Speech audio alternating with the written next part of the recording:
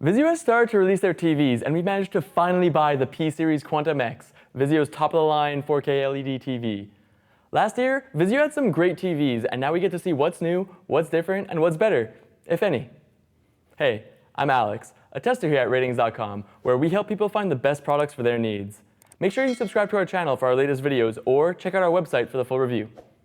The P-Series Quantum X is a great TV, but we've discovered a few issues and bugs with our model.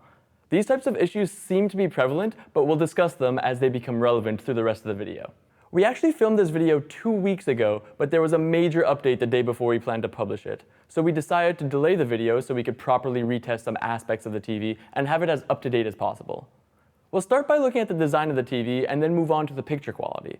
We'll look at the motion handling, input lag, and sound, and then compare it to other competing models which are currently available. If you'd like to skip straight to our test results, then see the links in the description below.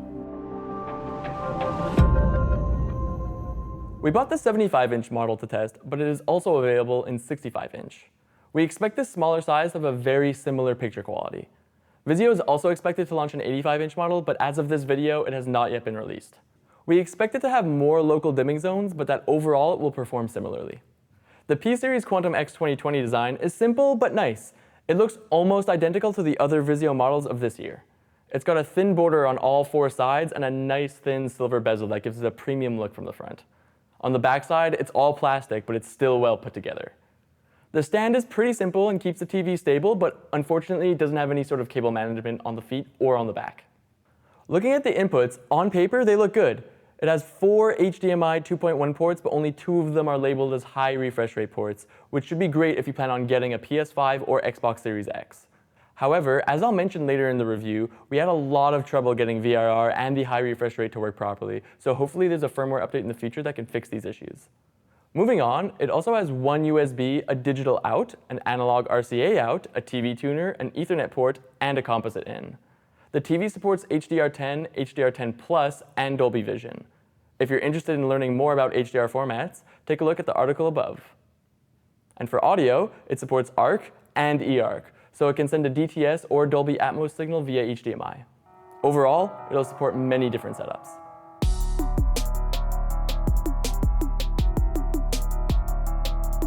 Now, we'll move on to the picture quality. To begin, there is a major issue with our model where there is a reddish tint to the picture.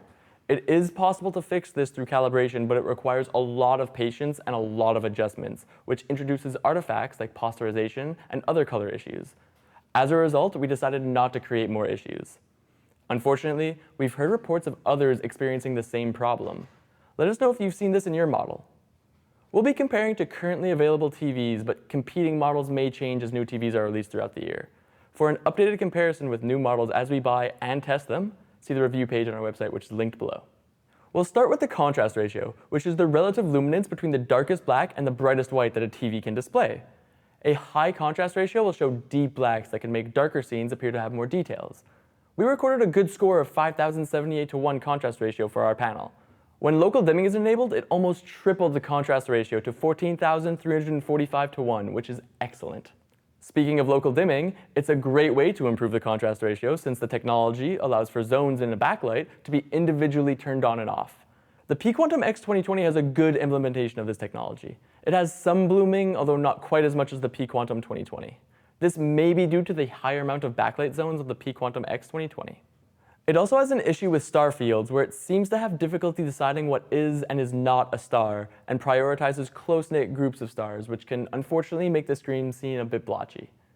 The subtitles are very bright and cause some blooming, especially in darker scenes. We recommend setting it to medium. Now let's check out the viewing angles, which is how well the image keeps its quality at various angles. The P-Quantum X 2020 has a VA panel, which is notorious for having the worst viewing angles. The TV also has an enhanced viewing angle feature. Unfortunately, it doesn't change the results of the viewing angle test by much, and it causes the TV to have spatial dithering. While some people may not have an issue with this, the image does deteriorate at small angles off-axis, so it may not be the best choice for a large group setting. We'll move on to the gray uniformity, which is how even colors are across the display. This is important since it can make the screen look blotchy. Other than the same issue with the reddish tint on our panel, the gray uniformity is quite good. At first glance, it seems to handle the uniformity very well, but there's a lighter strip in the center of the panel. It's very difficult to see in normal content, but on static colors it becomes clearer to see. We don't expect it to be an issue in regular scenes. Let us know if you've seen this in your panel. Our black uniformity checks to see the evenness of the screen and looks for backlight bleed or clouding. Our unit scored quite well on this test and doesn't have too much backlight bleed. There is a little bit of clouding, but the previously mentioned lighter strip in the panel seems to disappear on this image. It's important to keep in mind that black and gray uniformity vary wildly due to manufacturing tolerances. Now onto the reflection handling, which is important if you plan on having the TV in a bright room. Overall, it does a good job at handling reflections due to the semi-gloss coating on the panel. It handles ambient light fairly well, but struggles with direct light, so try not to put it across from a window. Another way to help combat glare is the peak brightness. The brighter the TV, the more it can help against glare and the more vibrant and colorful scenes can appear. In SDR, the P-Quantum X 2020 performs very well, showing off 672 nits in our real scene test and going as high as 1,924 nits on a 10% window. This will help immensely if you have your TV in a bright room. In HDR content, the peak brightness is even more important to create those vibrant, poppy colors. Just like in SDR, the HDR peak brightness is excellent. The real scene peak brightness sits at 1,039 nits and can get as bright as 2,043 nits on a 10% window. The real scene peak brightness being almost double that of the SDR is what really makes it pop and look great. That said, whether you watch SDR or HDR content, you won't be disappointed in the brightness of this TV. We'll move on to the color volume and the color gamut. The color gamut is the range of colors that the TV can display. Having a wide color gamut means that the TV is able to display all the colors that HDR is mastered for. Thankfully, the P-Series Quantum X 2020 has a wide color gamut. It covers 94% of the DCI P3 color gamut, which will be amazing for those who want to experience all the colors that HDR is mastered for. The color volume is the range of colors that the TV can display at different brightness levels. We measured a great color volume on this TV, and because of how bright it can get, it's certain to make an excellent HDR viewing experience.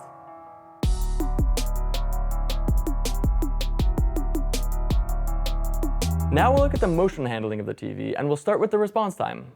Response time is the time it takes for the TV to change from color to color. A slower response time shows up as a blurry trail behind fast-moving objects, which is also known as ghosting. Having a fast response time is important when watching sports or playing games, since it can help to have motion look more clear.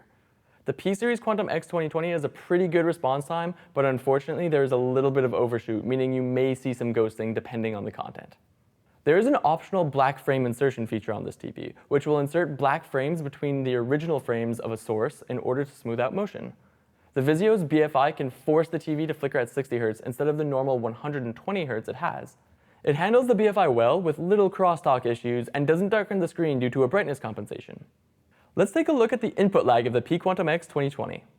This is very important for gamers, since it is the time it takes for an action done outside of the TV to produce the intended effect on the display, such as a push on a button on a game console's controller. The lower the input lag, the more responsive and fluid the gaming experience will feel. We measured 14 milliseconds on this TV with game low latency enabled, so you're not likely to notice any lag at all. The TV does support 120 Hz for 1080p and 1440p, but unfortunately it doesn't work properly with game low latency enabled. It caused the TV to skip frames and gave us very inconsistent input lag numbers across multiple PCs. We took the average of multiple readings in order to find a result that made some sense.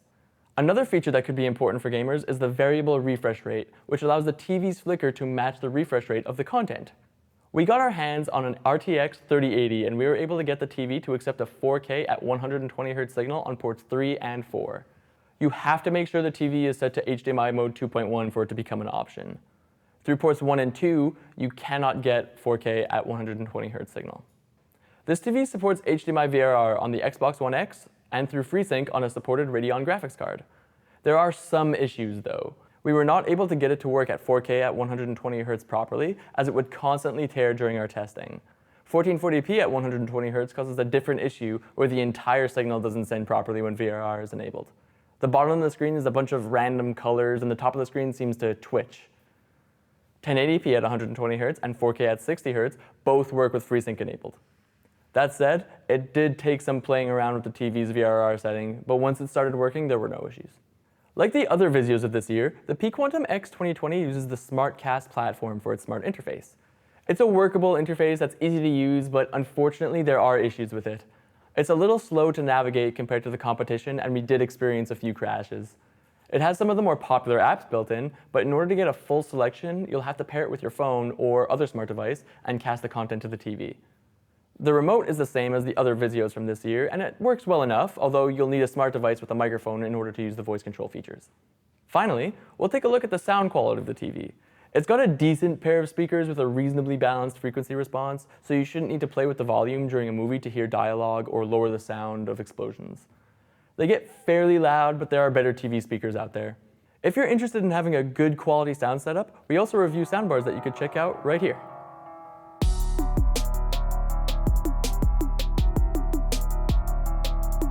So overall, the P-Series Quantum X 2020 is a great TV for viewing HDR content thanks to its wide color gamut and its high peak brightness.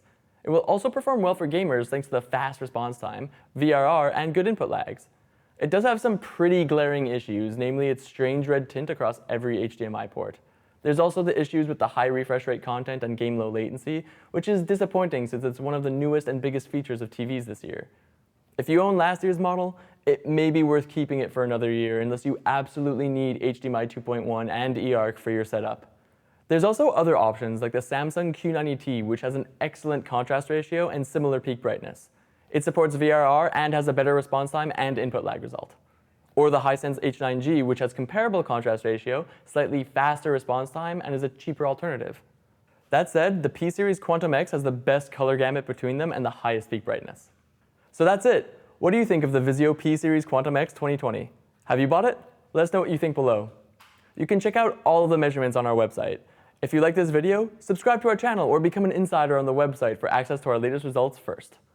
Also, we're currently hiring in our offices in Montreal for various positions. So if you want to help people find the best products for their needs, have a look at the careers page on our website. Thank you for watching, and see you next time.